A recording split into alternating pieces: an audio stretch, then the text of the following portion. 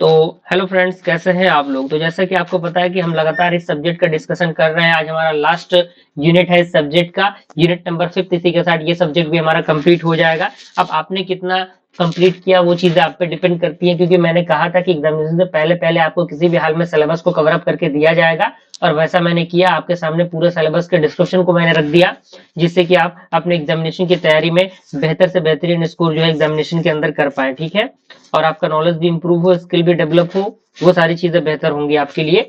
और इसीलिए मैं वन शॉट वीडियो आपको प्रोवाइड कर रहा हूँ। ठीक है, तो आइए स्टार्ट करते हैं यूनिट नंबर 5। तो लास्ट यूनिट है, छोटा सा यूनिट है ये। तो सबसे पहले आपका आता है introduction to the online information retrieval system.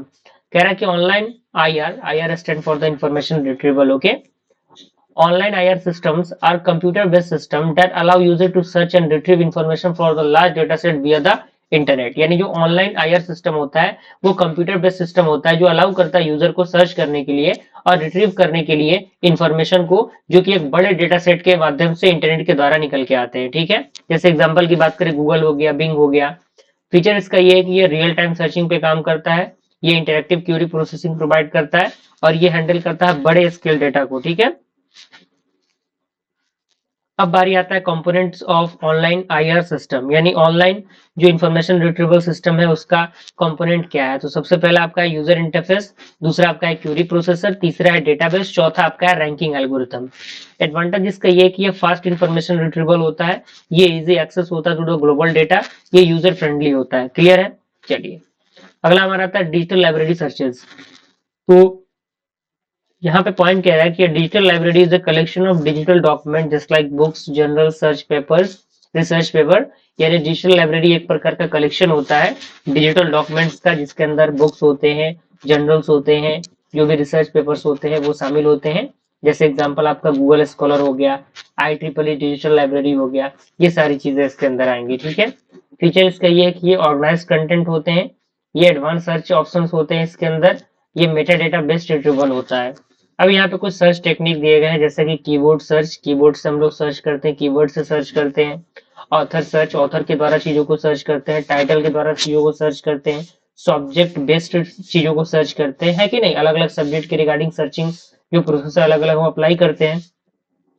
Advantage इसका ये है कि ये एक्सेस एनी टाइम एनीवेयर, यानी इसको हम लोग कहीं से भी कभी भी एक्सेस कर सकते हैं। इजी स्टोरेज एंड रिट्रीवल होता है, ये सपोर्ट करता है रिसर्च वर्क को। ठीक है, अगला हमारा आता है वेब पर्सनलाइजेशन।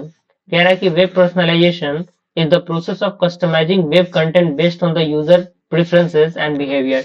यानी वेब का जो पर्सनलाइजेशन है एक प्रकार का प्रोसेस होता है कस्टमाइज करने का वेब के कंटेंट को, जो बेस्ड होता है यूजर के परफॉर्मेंस एंड बिहेवियर पे। टाइप ऑफ पर्सनलाइजेशन की बात करें तो सबसे पहले कंटेंट बेस्ड पर्सनलाइजेशन आता है, जो बेस्ड होता है यूजर के इंटरेस्ट पे।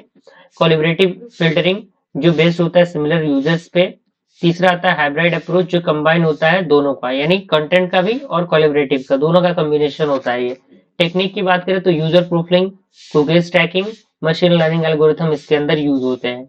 अब आता है हमारा एप्लीकेशन। एप्लीकेशन आपका ई कॉमर्स हो गया, जिसमें कि अमेजोन रिकमेंडेशन सिस्टम काम करता है, social media feed, personalised search result.